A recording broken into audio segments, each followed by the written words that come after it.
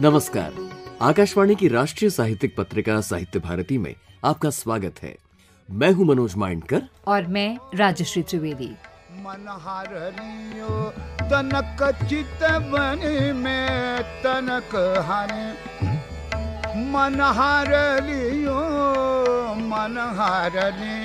तनक चितवन में, तनक चितवन में, मनहार लियो तनक चितवन में, तिरक नैन के कोर मधुकर श्याम हमारे जोर। इस वर्ष International Day of Persons with Disabilities की थीम है transformative solutions for inclusive development, the role of innovation in fuelling an accessible and equitable world. और होना भी चाहिए।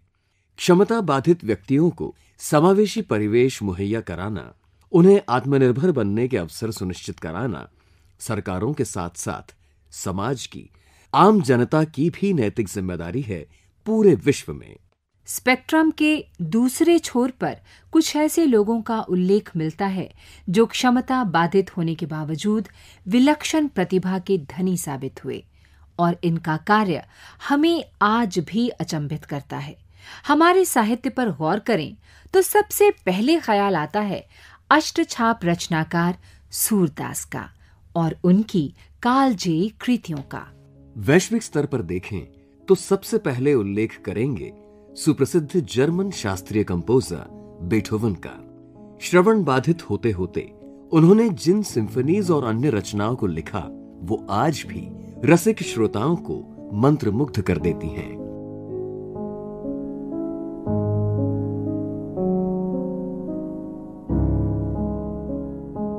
और हां, दृष्टिबाधित और श्रवण बाधित होते हुए भी जानी मानी सामाजिक कार्यकर्ता और लेखिका हेलन केलर का कार्य पूरी दुनिया के लिए प्रेरणा का अक्षय स्रोत है। कवि जॉन मिल्टन को कौन नहीं जानता।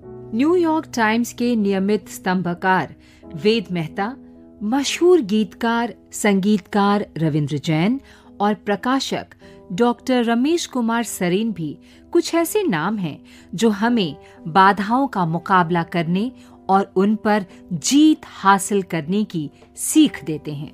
और कुछ लोग ऐसे भी हैं जो दृष्टिबाधित व्यक्तियों के हितों को ध्यान में रखकर कार्य कर रहे हैं।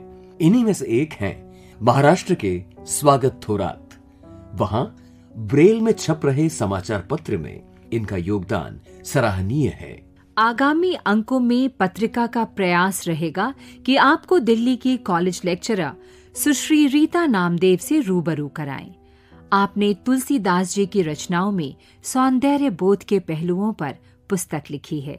इसे विलक्षण ही तो कहेंगे, क्योंकि रीता मन की आंखों से देखती हैं। सुनते रहिए राष्ट्रीय साहित्यिक पत्रिका साहित्य भारती। कभी कुछ ऐसी तान सुनाओ जिससे उथल पुथल मच जाए, कभी कुछ ऐसी तान। ये कालजयी रचना जहां आह्वान है वहीं एक आवाहन भी। आजादी के अमृतकाल में याद करते हैं इसके रचयिता प्रखर साहित्यकार पत्रकार बालकृष्ण शर्मा नवीन को एक सूक्ष्म परिचय के माध्यम से। इसमें पत्रिका का मार्गदर्शन कर रहे हैं इंदौर से प्रोफेसर राजेंद्र मिश्र। बालकृष्ण शर्मा नवीन राष्ट्रीय चेतना की कवि हैं, जिन्होंने भारत की स्वाधीनता में अपने साहित्य ही नहीं बल्कि राजनीति में भाग लेकर भी योगदान दिया है। उनका जन्म 1897 में ग्वालियर राज्य के भयाना गांव में हुआ। 11 वर्ष की आयु में उनकी शिक्षा का आरंभ हुआ। 1917 में हाई स्कूल पास करने के बाद वे कानपुर पहुंचे, जहां प्रसिद्ध पत्रकार गणेश शंकर विद्यार्थी से उनका संपर्क हुआ। 1920 में जब महात्मा गांधी ने आंदोलन संभाला, तब वे उनके आह्वान पर सक्रिय राजनीति में आए और कई बार जेल भी गए। जब देश स्वाधीन हुआ, तब नवीन जी पहले लोकसभा और फिर राज्यसभा के सदस्य भी रहे। यह समय अभूतपूर्व समन्वय का था, जब पत्रकारिता और साहित्य दोनों ही एक साथ आ गए थे। इसी तरह नवीन जी ने भी प्रभा और प्रताप जैसे पत्रों का संपादन किया। पत्रकारिता और साहित्य की समन्वय राष्ट्रीय विचारधारा से कवियों ने स्वाधीनता संग्राम में अपना योगदान दिया। इन कवियों में नवीन जी का स्थान अत्यंत प्रमुख रहा। नवीन जी का साहित्य के क्षेत्र में विशेष योगदान रहा और उनका पहला कविता संकलन कुमकुम 1939 में रचा गया। उनका महाकाव्य उर्मिला बहुत प्रसिद्ध है। उर्मिला के चरित्र के माध्यम से नवीन ने भारत की प्राचीन संस्कृति का उद्घोष किया है। उनके काव्य ग्रंथों में अपलक, रश्मि रेखा, क्वासी और हम विस्पाई जन्म के प्रमुख हैं। यह समय ब्रिटिश साम्राज्यवाद से संघर्ष का था। नवीन जी ने भारतीय संस्कृति और राष्ट्रवाद के माध्यम से इसका आह्वान किया है। उनकी एक कविता है, हम अनिकेतन, हम तो रमते राम, हमारा क्या घर क्या दर कैसा वेतन। इस तरह उनकी कविता में सहज अभिव्यक्ति के साथ ही नव जागरण का भी उद्घोष किया गया है। कभी कुछ ऐसी तान सुनाओ जिससे उथल पुथल मच जाए, एक हिलोर इधर से आए, एक हिलोर उधर से आए। व्यक्ति और राष्ट्र की स्वतंत्रता अलग अलग नहीं होती। पराधीनता ने हमारे इतिहास को पराजित किया, फिर भी कवियों ने नेताओं के साथ खड़ग भी उठाया है। कवि नवीन ने कहा है, मुझे न छेड़ो इतिहासों के पन्नों में गति धीर हुआ, आज खड़क की धार कुंठिता है खाली तूणीर हुआ। नवीन जी उद्दाम राष्ट्रवाद के समर्थक थे। उनकी कविताओं में व्यवस्था और साम्राज्यवाद पर प्रहार किया गया है। उन्होंने जंजीरें तोड़ने पर बल दिया है, परतंत्रता पर प्रहार किया है। उनके विप्लव गान में विद्रोह है। कभी ज्योति पुंज है, वह प्रचंड प्रहारक और विद्रोही है। कभी स्वतंत्रता का ही आह्वान नहीं करता, वह वर्ग संघर्ष के माध्यम से आर्थिक असमानता को भी मिटाना चाहता है। वह कहता है, उठो उठो ओ नंगो भूखो, ओ किसान मजदूर उठो। कवि ने छायावाद के समय राष्ट्रवाद के साथ ही काव्य में प्रेम और सौंदर्य का चित्रण भी किया है। लो बीत चली बासंती बेला जीवन की, अतः कवि ने राष्ट्रीय स्वतंत्रता के आह्वान के साथ अतीत की गरिमा का सजीव चित्रण करते हुए उस युग के अनुरूप सांस्कृतिक परंपराओं का आह्वान किया है। 1960 में उनका अवसान हुआ। वे हिंदी की राष्ट्रीय सांस्कृतिक कविता प्रवाह के अत्यंत प्रमुख कवि हैं। भारती जय विजयकारी कनकशस्य कमलधरे भारती। प्रभा, प्रताप, प्रतिभा। बालकृष्ण शर्मा नवीन के महत्वपूर्ण साहित्यिक योगदान को हमने याद किया। स्वरांश सौजन्य संतोष अग्निहोत्री, आकाशवाणी इंदौर।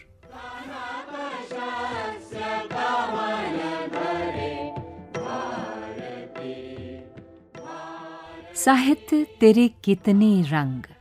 पिछले दिनों जयपुर में आयोजित आवा लिटफेस्ट में पत्रिका की मुलाकात हुई। हिंदी, पंजाबी, उर्दू और अंग्रेजी में विस्तृत लेखन कर रही आर्मी वाइफ लिली स्वर्ण से एक अंतरंग साहित्यिक बातचीत। लिली स्वर्ण, जिन्होंने हम समझते हैं एक से ज्यादा भाषा में काम किया है और उनकी अभिव्यक्ति कविता की तरफ रुझान ज्यादा लगा हमें। बहुत मेहरबानी मनोज। मैं पंजाबी, इंग्लिश, हिंदी और उर्दू में लिखने की जरूरत करती हूँ। मेरा पब्लिश्ड वर्क ज्यादा अंग्रेजी में है। 2 किताबें अंग्रेजी पोइट्री की हैं, एक नॉवल है, एक एसेज है, एक फूड की किताब है। लेकिन what is exciting me now is कि मेरी लेटेस्ट किताब है उर्दू गजलों की, जो कि परसों प्रिंसेस दिया कुमारी रिलीज करने वाली हैं। दैट एक्साइट्स मी जी। गजलों में जो आपने मौजू लिया या विषय लिया, वो किस तरह का है साहित्यिक दृष्टि से देखें? जी, बहुत अच्छा सवाल है, क्योंकि मैंने कोशिश तो ये की है कि 2 भाषी हो, मतलब बाइलिंगुअल, एक तरफ हिंदी एक तरफ उर्दू स्क्रिप्ट है। लेकिन क्योंकि मेरे फादर सरहद पार बड़े हुए जब बंटवारे से पहले, तो उन्होंने मुझे उर्दू बहुत याद करा दी, जिसे कहते हैं ना कंठस्थ करा दी। जाहिर है, क्योंकि उर्दू इतनी खूबसूरत रोमांटिक लैंग्वेज है। कहते हैं ना, अगर इश्क करना हो तो उर्दू सीखिए और उर्दू अगर सीखनी है तो इश्क में पड़ जाइए। तो उसमें प्यार, मोहब्बत, इश्क की बातें हैं, लेकिन there is an underlying sense of rebellion for the world that we are living in। कि ये जो जंगें हैं, ये जो भेदभाव है, जो रेशियल अब्यूज है, इसकी भी बातें हैं। लेकिन मैंने कोशिश की है कि उन्हें जरा कलात्मक ढंग से, साहित्यिक ढंग से कहूँ। लोगों ने उन्हें समझा है और मुझे कॉल्स उन गजलों के लिए ज्यादा आते हैं।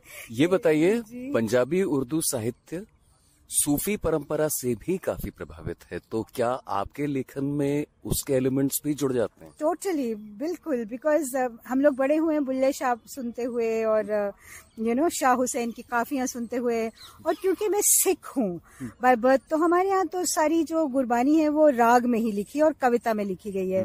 तो यूं सोचे कि मेरे पहले गुरु तो सिख गुरु थे और फिर सूफी सेंस हमारे साथ साथ फरीद, बाबा फरीद है ना। So all that has come in my लेखनी डेफिनेटली, और बहुत उसका प्रभाव भी है क्योंकि एक वो जो मस्ताना मलंग जो फितरत होती है वो तरबियत है मेरी लेखनी में। लिली जी, आपका जो अंग्रेजी लेखन है काफी विस्तृत है, लेकिन उसका हम सार निकालें अगर, तो आप उसकी व्याख्या कैसे करेंगे? दुखती रग पे हाथ रख दिया आपने मनोज जी। मेरा जवान बेटा गुजर गया था, 22 साल का था। उसे सडनली हॉचकिंस लिम्फोमा नाम का एक कैंसर डिटेक्ट हुआ और उसके दिल के ऊपर बहुत बड़ा ट्यूमर था, तो 4th स्टेज पे डिटेक्ट हुआ। तो ही अंडरवेंट कीमो रेडिएशन, वो ठीक हो गए शाबाज। बड़े निहायत खूबसूरत और बहुत अच्छे बच्चे थे, फाइनल ईयर इंजीनियरिंग में थे, लेकिन उनको बहुत जल्दी वाहिगुरु जी ने ले लिया हमसे, तो क्योंकि वो खुदा की रजा थी और हमें सिखाया जाता है हिंदुस्तानी और ईस्टर्न पर्सपेक्टिव में एक्सेप्टेंस। तो मैंने रजा मानी और है ना, जो पावे ज्यों पावे तू रख ले। So Gobind Shahbaz healed from cancer, but after being cancer free for about 4-5 months वो सडनली वो गुजर गए। तो उसके बाद जिंदगी ने पलटा खाया और मेरे को लगता है कि लावा बन के मेरी कलम ने जोर पकड़ा, और जिस तरह कहते हैं एक रुदाली थी, एक it was like a grief which came out in the form of, I am told, very beautiful poetry. तो उससे बहुत सारे इंटरनेशनल अवार्ड्स आने लगे। मैं नन्ही सी औरत एक नन्हे से कमरे में बैठ के लिखती रही और मेरे ऊपर बरसात होती रही। बच्चा तो चला गया, लेकिन वो मेरे पास एक वेल्थ, एक ट्रेजर छोड़ गया, वो खजाना जिसे मैं। तो आपने अंग्रेजी मेरी काम की बात की, तो उसमें मुझे लगता है जो नॉवल थी वो तो थी the Gypsy trail about army life. तो उसमें काफी ज्यादा आर्मी के ट्रेवल्स एंड ट्रेवल्स और आर्मी वाइफ के नजरिए से कैसा है ये पूरा संसार। और जो जिस किताब को मेरे बहुत सारे अवार्ड्स मिले हैं उसका नाम है हिस्ट्री ऑन माई प्लेट।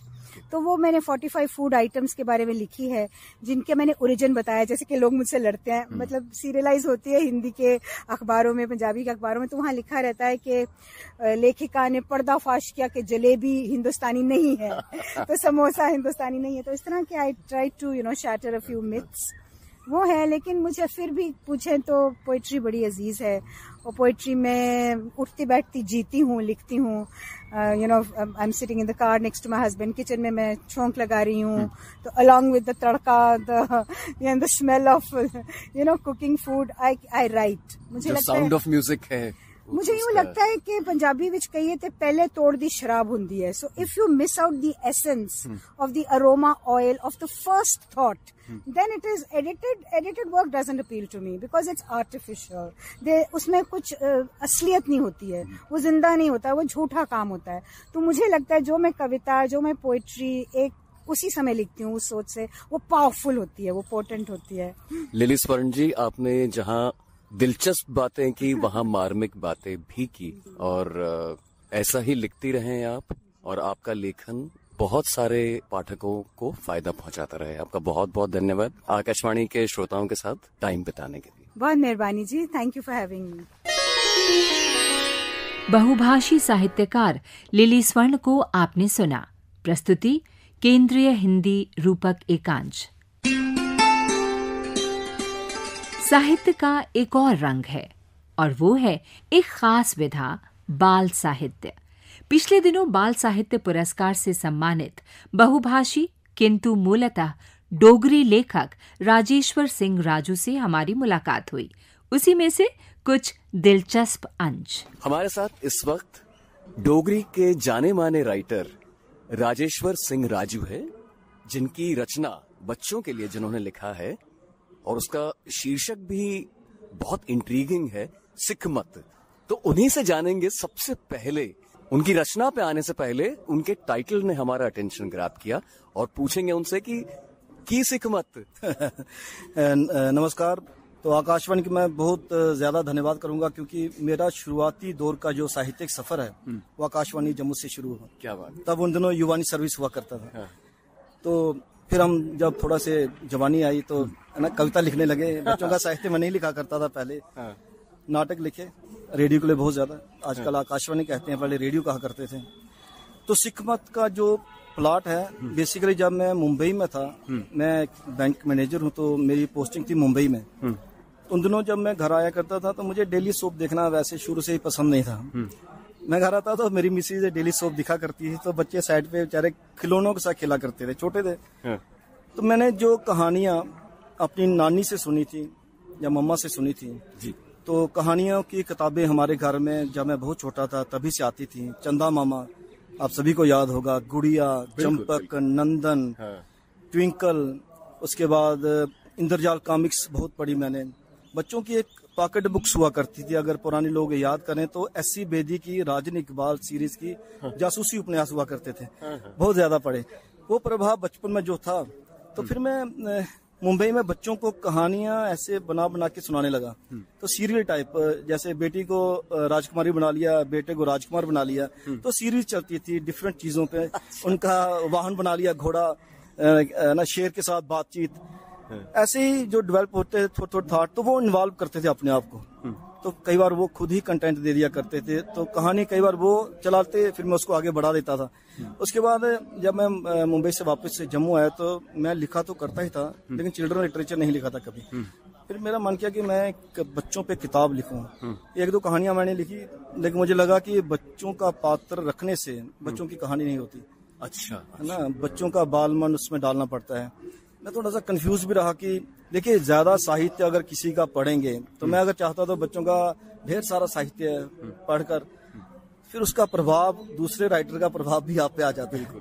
लेकिन आपने जो बचपन में किताबें पढ़ी हैं बाल साहित्य, तो उसका प्रभाव आपके मन में रहता है। तो कहानी को कैसे डेवलप किया जाता है, मैंने सोचा कि जो हम बातचीत करते हैं बच्चों के साथ घर में, वहीं से कहानी निकलती है। कहानी आप खुद से नहीं लिखते, कहानी आपको बच्चा खुद देता है, आपको सिर्फ शब्दों में पिरोना होता है। वो कुछ इंसिडेंट्स मैंने कहानी शब्दों के चयन में क्या कभी अटके? नहीं, सरल भाषा में जैसे मैं अपने बच्चों के साथ बात करता हूँ वैसे। और मैंने एक थोड़ा सा नया सा फॉर्मेट अपनाया। देखिए पंचतंत्र की कहानियां बहुत ज्यादा हो गई, एनिमल को कैरेक्टर बना के, पेड़ पौधों को बना के, उसके बाद दादी नानी की कहानियां। लेकिन अब अगर आप कहोगे कि दादी की कहानियां, नानी की कहानियां, तो वो फिर कहीं अछूती सी लगती हैं, क्योंकि आजकल न्यूक्लियर फैमिलीज हैं, जॉइंट फैमिलीज तो है नहीं। वो लगता नहीं है कि हम सत्य के धरातल पे बैठकर वो कहानी लिख रहे हैं। मैंने सोचा कि अब ये कॉल लेनी पड़ेगी पेरेंट्स को। पेरेंट्स का भी फर्ज बनता है कि बच्चों को कहानियां सुनाएं। कहानियों के तौर पे मत सुनाएं, बातचीत करें, वहीं से कहानी निकलती है। तो ये मेरी किताब में सिख मत में 17 कहानियां हैं, लेकिन कहानी में कहानी है। मैं बच्चों के साथ संवाद करता हूँ, वहीं से बच्चे ही कहानी का इनपुट देते हैं। अच्छा। फिर एक लास्ट में वो खुद ही डिसाइड करते हैं इस कहानी से मैसेज क्या है। राजेश्वर जी, चलते चलते हमें ये बताइए, आप तो 3 भाषाओं में लिखते हैं जी, उसका आप क्या समझते हैं कि उसका जो निचोड़ है एक राइटर के उसमें, क्योंकि एक भाषा दूसरे को भी इन्फ्लुएंस करती होगी अंदर ही अंदर, तो इसका जो रिजल्टेंट क्रिएटिव एक्सप्रेशन निकलता है, तो मल्टीपल लैंग्वेजेस का मतलब आपके लेखन पर क्या प्रभाव है? देखिए, मैं इंग्लिश में लिखता हूँ, अंग्रेजी में, हिंदी में और डोगरी भाषा, मातृभाषा हमारी डोगरी है, डोगरी में लिखता हूँ। लेकिन इंग्लिश में मैक्सिमम जो मेरा लिटरेचर है वो न्यूज़पेपर पॉइंट ऑफ व्यू है। अच्छा। मैं आर्ट एंड कल्चर पे लिखता हूँ। मेरी लगभग 7 बुक्स आर्ट एंड कल्चर की पब्लिश हुई हैं। इंग्लिश में भी, हिंदी में भी ज्यादा काम मेरा सांस्कृतिक विरासत पे ही है। जहाँ तक रेडियो के लिए काफी फिक्शन लिखा हिंदी में, लेकिन डोगरी में मैंने काफी लिखा, टेलीविजन के लिए भी। और किताबों का यहाँ तक फिक्शन का सवाल है तो मेरा ज्यादातर फिक्शन वर्क डोगरी में है। अब जो आप पूछ रहे थे मुझे कि कहीं वो टकराव होता है भाषा का, मुझे फायदा भी उसमें यह है कि साहित्यिक विरासत पे लिखना अलग बात है, तो साथ में जो आर्ट एंड कल्चरल की एक्टिविटीज होती हैं इंग्लिश में जो लिखता हूँ वो अलग बात है, भाषा पे लिखना अलग बात है, तो भाषा में लिखना अलग बात है। जब मैं फिक्शन लिखता हूँ तो मैं कोशिश करता हूँ, क्योंकि परिवेश आपका जैसा है, डोगरी भाषा में लिख रहा हूँ तो डोगरी भाषा का परिवेश झलकना चाहिए, पात्र उसमें वही नजर आने चाहिए, वो आपके क्षेत्र को बिलोंग करते हैं। तो मैक्सिमम मेरा काम जो है डोगरी भाषा में फिक्शन को लेके। राजेश्वर जी, आपका बहुत बहुत धन्यवाद, आपने आकाशवाणी के लिए समय निकाला। आकाशवाणी का बहुत बहुत धन्यवाद। आकाशवाणी ने ही मुझे बनाया और आज यहाँ तक पहुँचा।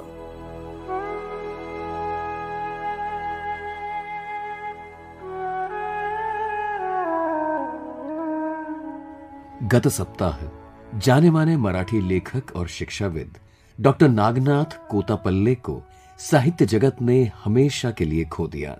उनके विस्तृत योगदान को भावपूर्ण नमन। मैं डॉक्टर सुधाकर शेंडगे, औरंगाबाद। हाल ही में मराठी के मूर्धन्य साहित्यकार और पूर्व कुलपति डॉक्टर बाबा साहेब आम्बेडकर मराठवाड़ा विश्वविद्यालय औरंगाबाद डॉक्टर नागनाथ कोतापल्ले जी का दुखद निधन हुआ। मैंने उनके साथ काम किया है। वे जब कुलपति थे, एक उत्तम प्रशासक, उत्तम लेखक और एक रहमदिल इंसान के रूप में वो अपनी परख और पहचान बना चुके थे और छात्रों को केंद्र में रखकर निम्न समाज से आने वाले बच्चों को या उनकी समस्याओं को ध्यान में रखकर उन्होंने निरंतर काम किया। साहित्य के माध्यम से भी निम्न वर्ग के लोगों की ही वो हिमायत करते रहे, उन्हीं के लिए लिखते रहे और निजी जीवन में भी उनका वर्तन इसी प्रकार का रहा। विद्यार्थी कल्याण विभाग के संचालक भी वे रह चुके हैं। पुणे विश्वविद्यालय में भी उन्होंने अध्यापन का कार्य किया।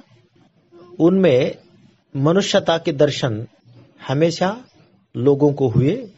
अनेक छात्रों को जिंदगी में खड़ा करने का काम उन्होंने किया और एक प्रशासक के रूप में भी अपनी अमिट छाप छोड़ी। इनके जाने से समाज का बहुत गहरा नुकसान हुआ है जो भरा नहीं जा सकता। मैं अपनी ओर से और डॉक्टर बाबा साहेब आम्बेडकर मराठवाड़ा विश्वविद्यालय की ओर से उनको भावभीनी श्रद्धांजलि अर्पित करता हूं। स्वर्गीय डॉक्टर नागनाथ कोतापल्ले। स्वरांश सौजन्य जावेद खान, आकाशवाणी औरंगाबाद।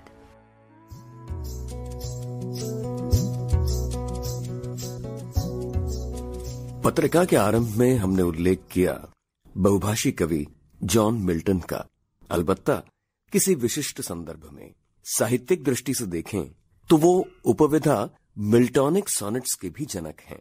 हमारे यहाँ हिंदी कविता में भी सॉनेट शैली का विशेष स्थान है और क्या ही संयोग है कि 9 दिसंबर को हिंदी सॉनेट के जनक कहे जाने वाले मूर्धन्य प्रगतिशील कवि त्रिलोचन शास्त्री की पुण्यतिथि है। उनके बहुभाषी ज्ञान, उनकी वैश्विक साहित्यिक सोच पत्रिका का हमेशा मार्गदर्शन करती रहेगी, विभिन्न शब्दधाराओं शैलियों को बेहतर टटोलने के लिए। शमशेर की एक कविता त्रिलोचन के लिए।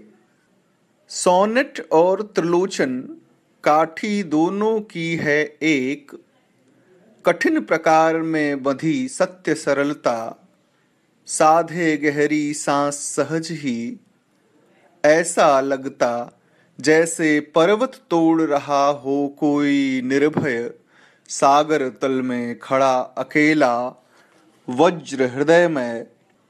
नैसर्गिक स्वर में जब ऐसी गूढ़ अगमता स्वयं बोलती हो, जो युग की अवास्तविकता को मानो ललकार रही हो, तब निसंशय अंतस्तल सिलसिल जाता, चट्टाने भीतर दुखती सी कसमस जीवन की बढ़कर उन पर, सीधी चोट लगाऊं उनको ढूंढूं बरबस, डूबी हुई खान की निधियां अपनी सरबस लाऊं ऊपर, अपने अंदर ऐसा ही प्रण लिए हुए हैं शायद सोनेट और त्रिलोचन। वाचन साहित्यकार मृत्युंजय। पिछले दिनों नई दिल्ली में साहित्य संस्कृति उत्सव जश्न रेख्ता का व्यापक स्तर पर आयोजन किया गया। देश की एक समृद्ध विरासत के विविध रंग इसमें अभिव्यक्त हुए। इधर हाल ही में आकाशवाणी दिल्ली ने स्टूडियो परिसर में एक मुशायरे का आयोजन किया, सुखन सराय। इसमें कुछ नामवर तो कुछ उभरते शायरों ने आमंत्रित श्रोताओं के समक्ष अपना कलाम पेश किया। प्रस्तुत है इसी अभिव्यक्ति की एक बानगी। रहमान मुसव्विर साहब वो आएं और नजामत के फराइज अंजाम दें। बहुत शुक्रिया। आकाशवाणी की ये पेशकश सुखन सराई, इसमें आपका इस्तकबाल है। ये सिलसिला एक नया सिलसिला है और माहाना सिलसिले के तौर पर ये शुरू किया गया है और हर महीने ऐसी महफिलें सजती रहेंगी। मोहतरम ख़वातीन व हज़रात, शुजा खावर ने कहा था कि इस एतबार से बेइंतहा ज़रूरी है, पुकारने के लिए खुदा ज़रूरी है। हज़ार रंग में मुमकिन है दर्द का इजहार, तेरे फिराक में मरना ही क्या ज़रूरी है। मोहतरमा आयशा अय्यूब साहिबा। कि जिंदगी का पता नहीं है कोई, इसके जैसी बला नहीं है कोई, इसके जैसी बला नहीं है कोई। और सब्र करना तो सोच लेना तुम, सब्र की इंतहा नहीं है कोई। जनाब आशु मिश्रा से मैं दरख्वास्त कर रहा हूँ कि तशरीफ लाएं और अपने कलाम से लाएं।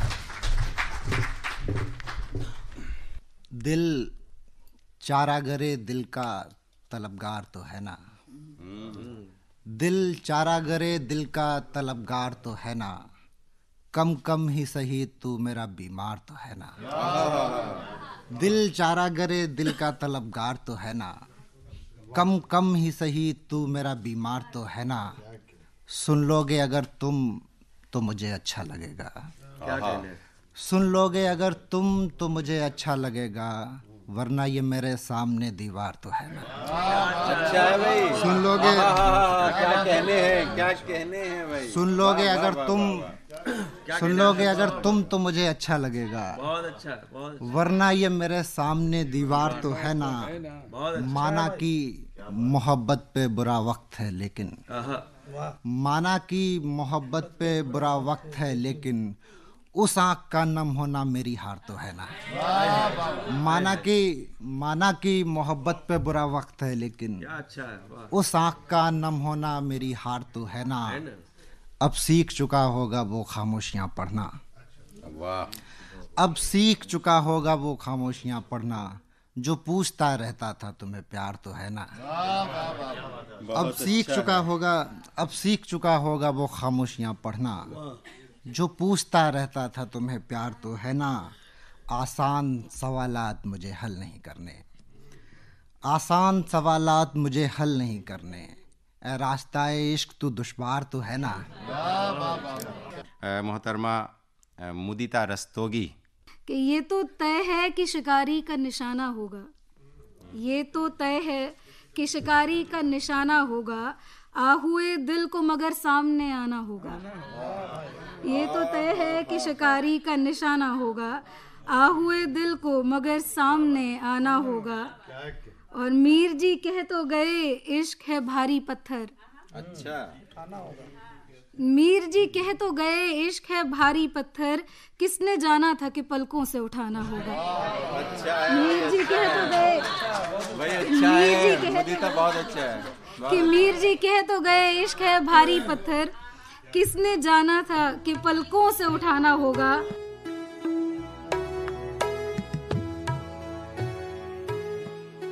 समय का ये पड़ाव राष्ट्र की साहित्यिक और शिक्षात्मक अस्मिता से जुड़ी कुछ विभूतियों के जीवन चक्र की अहम तिथियों के साथ गहराई से जुड़ा हुआ है। महाकवि सुब्रमण्य भारती, पंडित मदन मोहन मालवीय, काका साहेब कालेलकर, बाबा साहब डॉक्टर भीमराव आम्बेडकर और पंडित इला चंद्र जोशी के अतुलनीय योगदान को साहित्य भारती का नमन। मनोज माइंडकर और राजश्री त्रिवेदी को अनुमति दीजिए। नमस्कार।